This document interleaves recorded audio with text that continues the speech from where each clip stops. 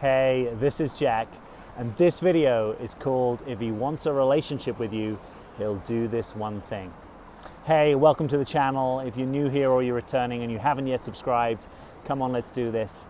Hit the subscribe button and then tap the bell notification so you can hear of new videos as soon as they come out. I'm a relationship coach. I release at least 2 new videos every week, and this is an awesome and vibrant community for you to be part of. All right, let's get into it. So if he wants a relationship with you, what is this one thing that he'll do? Well, you know, if you've been on any of my videos before, that I have a reputation for wanting to cut to the chase and getting to the essence of the matter. And so the essence of the matter of this, if he wants a relationship with you, he'll do this one thing. He'll make it happen.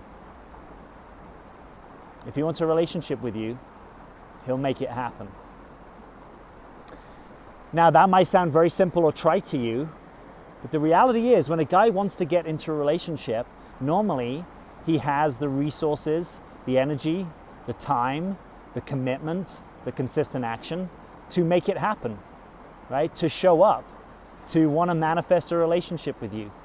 And if we just cut away the noise, anything that isn't that probably isn't the guy that you're going to end up being in a long-term relationship with, right? If he can't really figure it out, if he's hot and then cold, or if he's cold and then hot and then cold and then warm and then cold and then hot and then hot and then cold, or whatever, exhausting hamster wheel you might have been engaging in, or if he's super into it and then becomes drop-off guy, he's not making it happen, right? So in order for you to know that he's making it happen, you need to what? You need to give yourself enough time over a period of time to notice, is he making it happen with a minimum effective dose of consistency over a minimum period of time, which for most of us is 3 to 6 to 12 months, right? Because that tends to weed out most of the guys that either are dropping off or were never into it in the first place, or thought you were the answer to their problems and then realized that you weren't,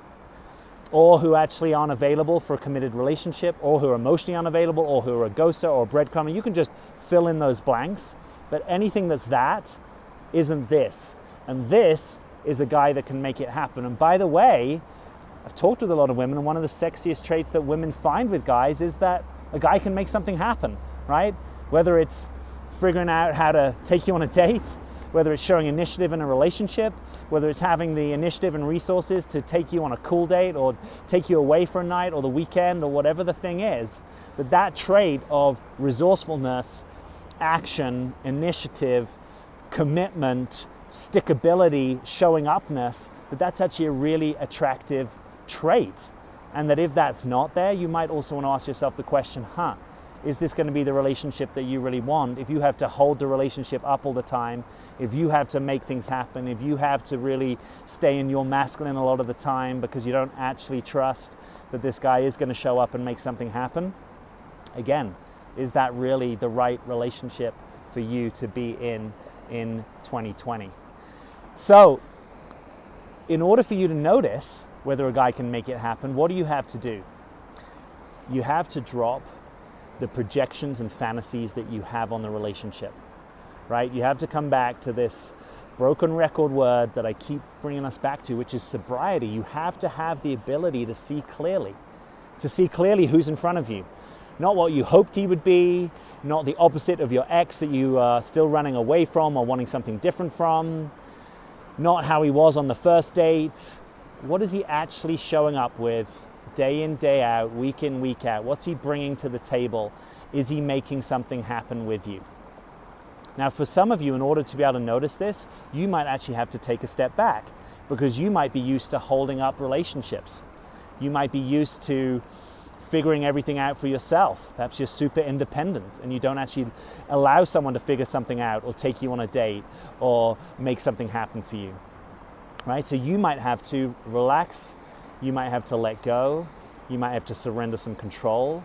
You might have to come more into your feminine, right? And this is not saying that you need to be in your feminine essence all the time.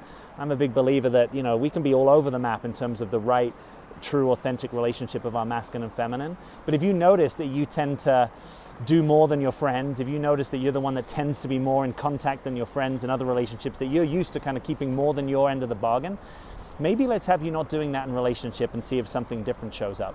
Maybe create the space around you into which the right guy can step and show up for you.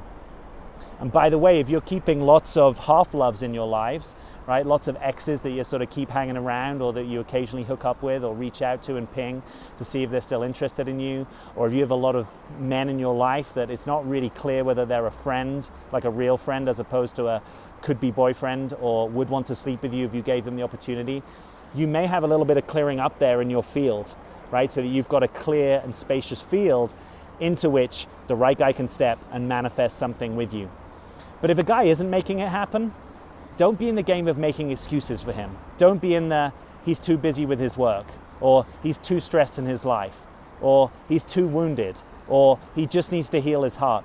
Any of those things may be completely or partially true, and they don't equate to, therefore this is the right guy that you need to be waiting for him to be doing something different. Anytime you find yourself dating the future, which means that the guy would need to change significantly in order for it to be the right relationship, you may want to relax that perception and get a little bit closer to the reality of you will know when a guy wants to make something happen with you. Now, by the way, there might be a guy that wants to make something happen with you and he's completely the wrong guy for you, right? None of this is about you not having your choice and your authenticity and your authentic desire show up in the connection.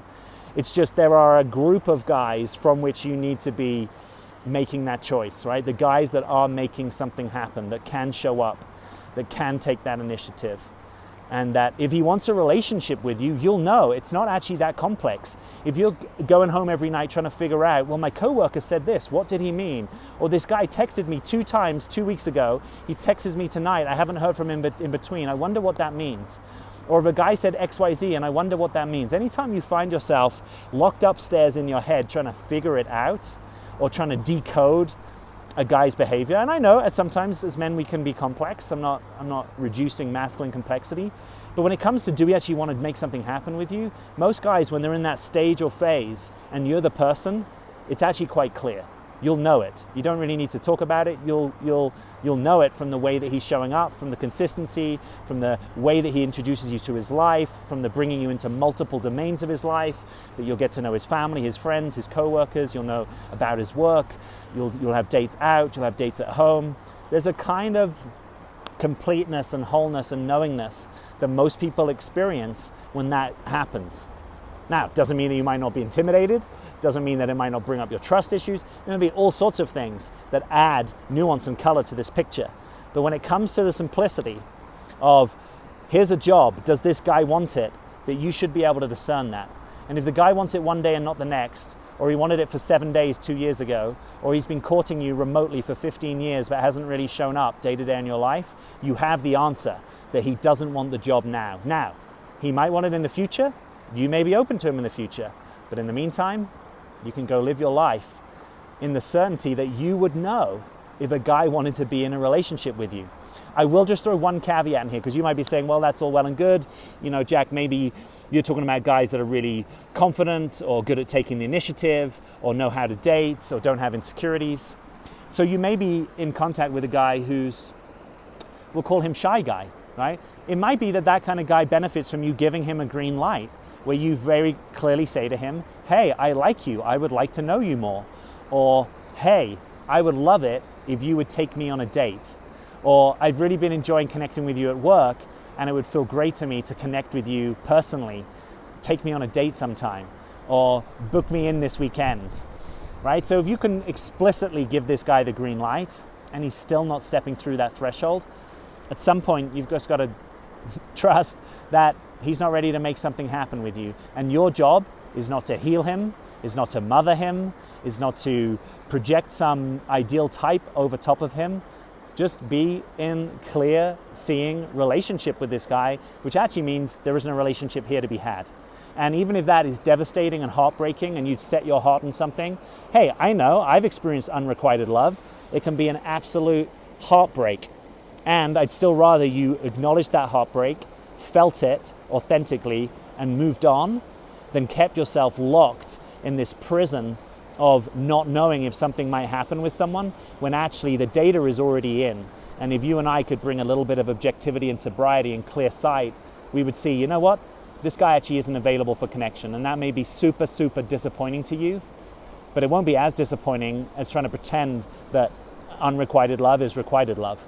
Like, that goes nowhere that you want to go, right? So we're all about being with what's authentically true, and you trusting that if you're ever going to lean into a guy, right, if you're going to trust his direction in some ways, trust his initiative, trust that he might be able to bring some clarity in the fullness of time as to whether he is really your guy and wants to have a long-term committed relationship with you. If you're going to be able to do that, it starts earlier on, right? If you can't even trust a guy to let you know that he might want to be in a relationship with you or get to know you, it's going to be very hard down the line for you to trust him to take care perhaps of your joint finances, or for you to trust that he's got some good judgment and wisdom and discernment when it comes to your mutual lives, right? So this is also, it's a really good strategy to kind of seeing off the wrong guys and actually getting into a relationship with the right guy, right? And it comes from not imagining that it's that difficult for him to actually want to pursue a relationship with you. And of course, there may be geographical boundaries, there may be money issues, there may be visa issues, there may be things that need to tidy up with an ex-girlfriend. There may be these barriers. I'm not saying that it's all just, you know, a gentle, here I am on the water here. By the way, this is Boulder Creek. It's like one of my most favorite places in the world on a sunny but wintry day.